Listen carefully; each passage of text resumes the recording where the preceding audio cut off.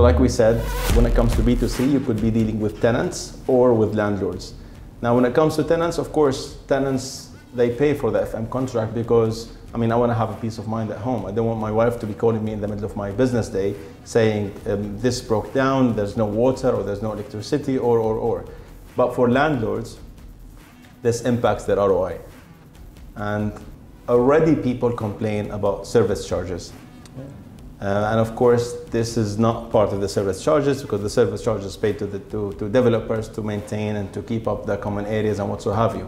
But when you deal with landlords who have income generating properties, how does that impact their ROI? What would you tell a landlord who's already ROI sensitive? Well, that's where the intelligence comes in, and that's where those years of experience and delivery comes in. So if you, let's say for example, you're changing your water heater in your villa. Yeah. Now you could choose the cheapest option. You get a very cheaply made water heater and you put it in and it breaks every 6 months. And then you're going to have to replace it. That's not only going to affect your ROI, but it's also going to affect the happiness of your tenant because things are constantly breaking. So that's where it pays to bring somebody reputable in, somebody that can do a very good quality job.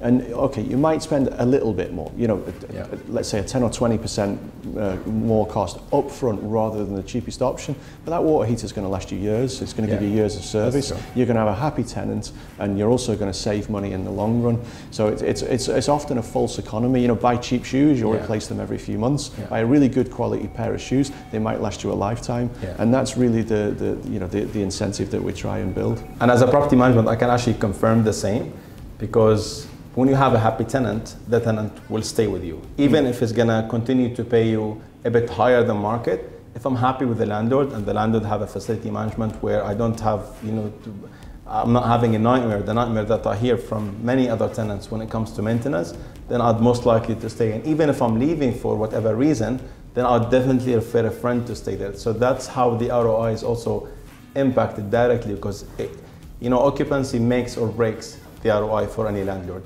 When you have, like I said, happy tenants, you maintain a high level of occupancy.